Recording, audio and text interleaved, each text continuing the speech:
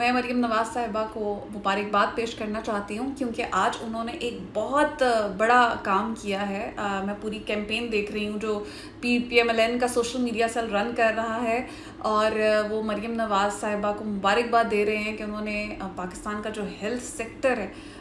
वो पूरा का पूरा जो है उसमें रिफॉर्म्स ले आई हैं, क्योंकि उन्होंने एक एयर एम्बुलेंस जो है वो लॉन्च कर दी है। तो मुझे ये समझ नहीं आ रहा कि ठीक है आपने एयर एम्बुलेंस लॉन्च किया, बहुत अच्छा प्रोजेक्ट है, इसके ऊपर आपको मुबारकबाद पेश करती हूँ मैं, लेकिन वो एयर एम्बुलेंस एक्चुअली मरीज़ को लेकर कहाँ जाएगी? थोड़ा सा इसके ऊपर भी रोशनी डाल देंगे, क्योंकि ऑलरेडी जो पंजाब में जो हस्पतालों के हाल हैं वो तो ये हैं कि आज की खबर थी कि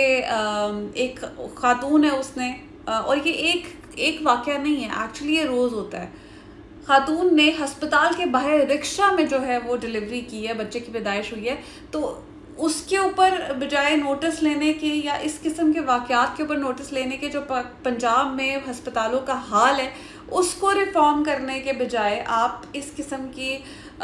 शोबदाबाजियों में पड़े हुए हैं। बजाय ये आपको फेम मिल जाएगा, आपको जो फेम चाहिए, जो आपको वाह चाहिए वो आपकी हो जाएगी। आप हेल्थ सेक्टर जो है उसके ऊपर थोड़ा गौर करें कि हस्पताल जो हैं वो already they are in poor condition, उनकी जो स्टेट है वो ऑलरेडी इतनी बुरी है कि कोई भी इंसान जो अफोर्ड कर सकता है, कोई भी पेशेंट जो अफोर्ड कर सकता है प्राइवेट हॉस्पिटल्स को, वो गवर्नमेंट हॉस्पिटल में नहीं जाता।